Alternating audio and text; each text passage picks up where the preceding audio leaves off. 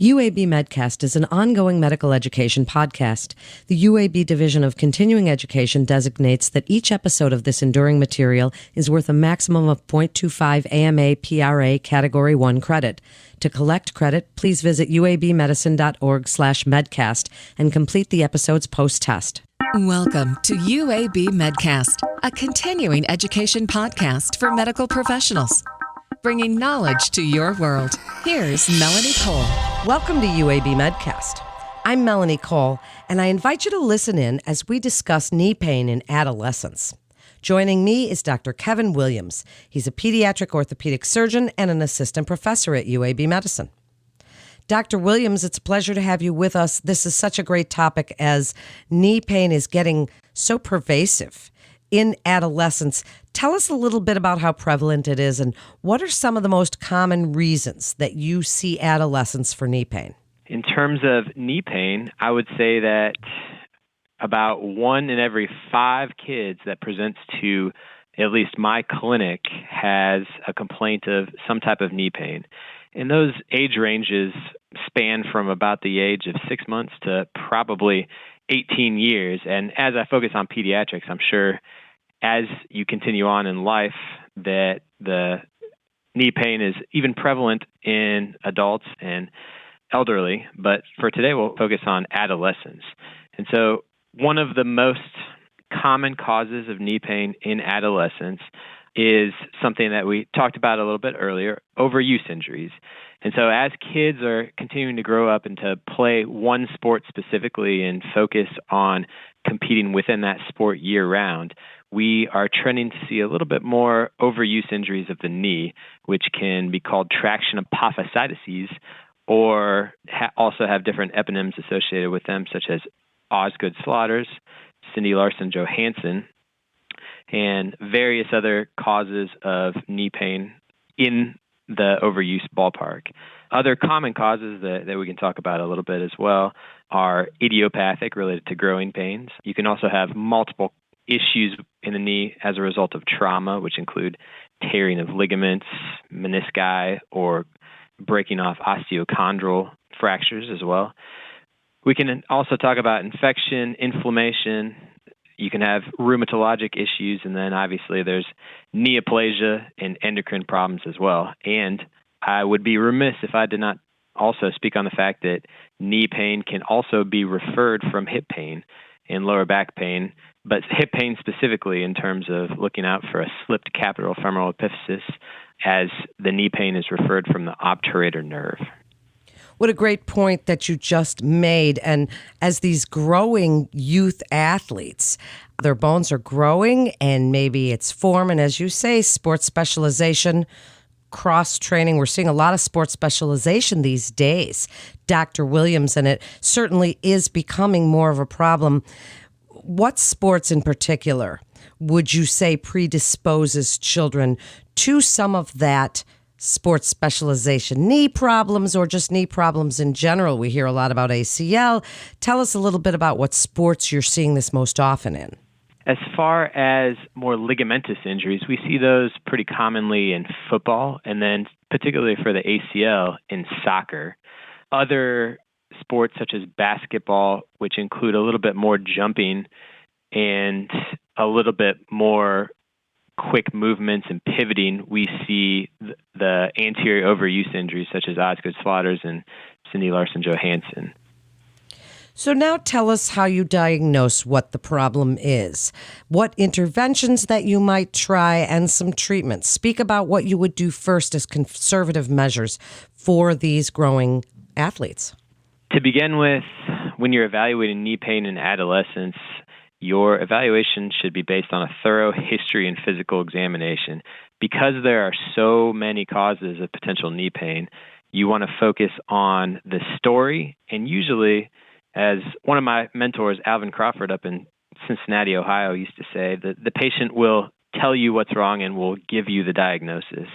So that includes listening to the characteristics of the pain, associated symptoms, where the pain is, timing, and making sure that you're checking for things like mechanical symptoms and the actual length of time that the patient has had the pain, because that can be indicative of certain types of injuries. being able to diagnose it is also based on doing a good physical examination. And certainly one of the questions that the medical students and residents that follow me in clinic have are, what are some of the best ways to be able to develop their musculoskeletal examination, particularly regarding the knee? And my answer for them is usually you just have to continue to repeat and get better as you do more and more. And so on physical examination, some of the key aspects that you want to look at are to first gain the trust of the adolescent, which is sometimes in clinic the hardest part. But you want to examine both limbs, and usually the limb that doesn't hurt is the best limb to examine first. And then you want to pay particular attention to strength testing, range of motion testing, and follow the inspection, examination, percussion, the normal physical examination findings as you go about actually doing the examinations on these kids. And so you want to watch them walk. You want to look at their shoes to see if they have any type of foot or ankle issues that are causing them to wear out one side or the other. And you also want to make sure that you're examining their hip and their lower back, especially in adolescents where a lot of alignment problems or even some types of rotational issues can contribute to the pain. For a lot of things, it's a relatively simple diagnosis, and you use your history physical examination to develop what your treatment plan will be. And a lot of times, in terms of your treatment plan, if these are overuse injuries, such as so commonly are, then you want to concentrate on therapies to be able to actually get the patient back to sports, get them back to doing what they want to do and reducing their pain. And so that usually lies in terms of quadricep strengthening, because that's one of the most important stabilizers of the knee, and then hamstring stretching to keep yourself limber and being able to contribute to your full range of motion of your knee without pain. I would also like to mention a couple of different things that should probably indicate to you that you can examine the patient with additional imaging, which include joint swelling in the form of an effusion of the knee. That usually indicates that something is bleeding into the knee, and whether or not that is the bone, cartilage, ligamentous disruption, or meniscal tears, they can all be something that would be worth examining a little bit more with x-rays or even more invasive imaging such as MRI. And also limb asymmetry is always a good reason for obtaining some type of x-rays or going through and evaluating the patient via imaging in addition to your history and physical examination. What an excellent description of the assessment. Dr. Williams, just absolutely perfect. Now, how different are treatment modalities? I'm glad that you brought up quad and hamstring stretches and strengthening, because for kids, these are so important. For our adolescents, and shoes, because we know that some of the shoes that they wear are going to be counterproductive to their growth and hip issues. All of these things are great points. How different are adults and adolescents when it comes to treatment? We hear about cortisone shots and viscose supplementation and all of these different modalities. And how different is treating knee pain in adolescents? In my practice, I usually tend to stray away from performing any types of injections into the knee for pain. I think for the most part, those are reserved for times where you're trying to prevent some of the signs and symptoms and the inflammation associated with arthritis. And so in kids, you're not usually having to deal with the inflammatory cascade intra-articularly that leads to the arthritis scenario. However, you are trying to decrease swelling, usually decrease pain, and increase range of motion. So in essence, they're very similar to adults in the fact that therapy and being able to have adequate stretching and strengthening exercise is paramount to contributing to the stability of the knee and also the pain profile of the patient. But we treat the kids with a little bit less of the intra-articular injections and try to trend towards joint preservation when at all possible. What about medications? Do kids take anti-inflammatories for pain, depending on the diagnosis? Usually, kids can take anti-inflammatories. My recommendations for the most part are that in specific situations where a kid has an overuse injury and we're getting to a point where it's bothering them enough to come in and see a doctor, then an over-the-counter anti-inflammatory can be helpful on an as-needed basis. For more of the chronic overuse injuries and syndromes that can be associated with this, then scheduled anti-inflammatories for a short period can be relatively helpful.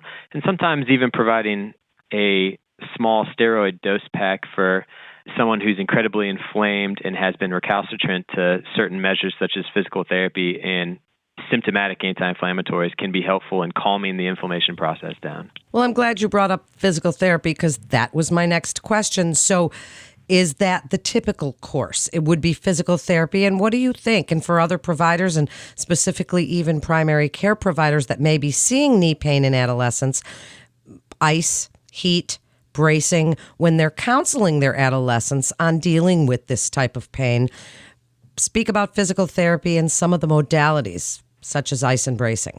I would give a glowing recommendation to all therapists out there because they do an amazing job and we appreciate them so much. In terms of the role for physical therapy in adolescent musculoskeletal medicine, I think it's absolutely paramount, and they end up performing a lot of tasks where they're able to sit with the patient, go through exercises, and especially concentrate, like we were talking about, on stretching and strengthening that we can't necessarily do in clinic, even though we want to, because those are actually the treatments for a lot of these problems that present with adolescent knee pain. And so I think their role is optimal in terms of being able to integrate well with the providers, both from an inpatient and outpatient basis.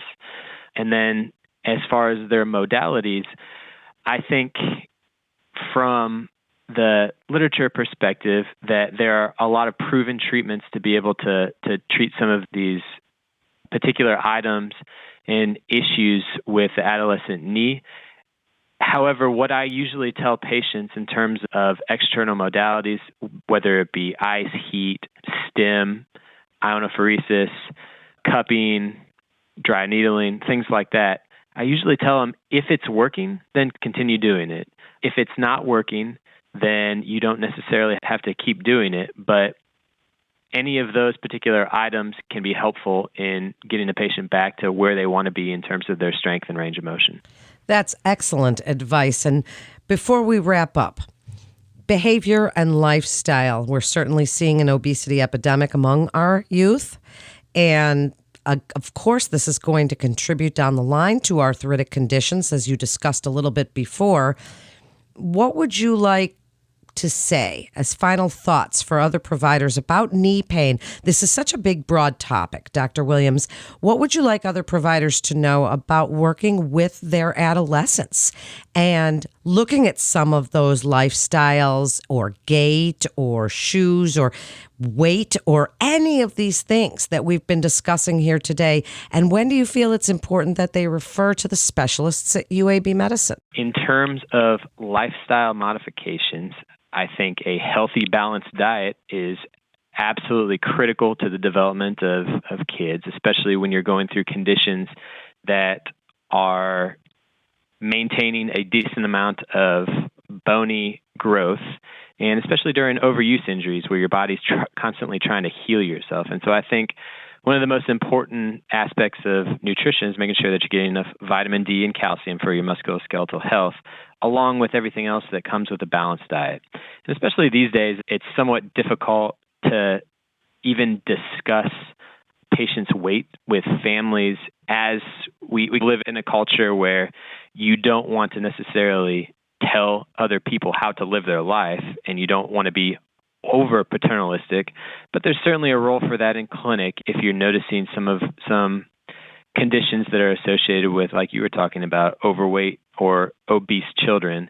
And I think there's definitely a role for the provider in discussing that with the family and making sure that they're aware without being overly pushy about your suggestions. And I think that's really difficult, and that's something that each provider has to be able to navigate in their clinics and be able to figure out how to have those discussions. And then in terms of being able to figure out which knee pain to refer, usually we talk about if the pain is lasting for quite some time, if it lasts longer than 2 weeks and is getting worse, not getting better, if it's affecting the performance of the child in whatever capacity they're trying to actually either compete or just going about their daily life, if it's causing limping significantly for an extended time period, if it's all the child thinks about, especially when they're playing a sport or when they're doing a certain activity that causes the pain, if there's a trauma associated with it, specifically contact or non-contact injuries, if they have mechanical symptoms or which include clicking, popping, catching, feeling like the knee's giving out, or an effusion, swelling about the knee focally or diffusely, or obviously any constitutional symptoms which would indicate any type of infection such as a fever, chills, night sweats, lack of diet. Things like that are things to think about when you're considering if you want to refer your child with knee pain to another provider here at UAB. Thank you so much, Dr. Williams. What an excellent episode. That was so informative for other providers. Thank you again for joining us. And a community physician can refer a patient to UAB Medicine by calling the MIST line at 1-800-UAB-MIST. That concludes this episode of UAB Medcast. To refer your patients or for more information on resources available at UAB Medicine, please visit our website at uabmedicine.org/physician. Please also remember to subscribe, rate, and review this podcast and all the other UAB Medicine podcasts. I'm Melanie Cole.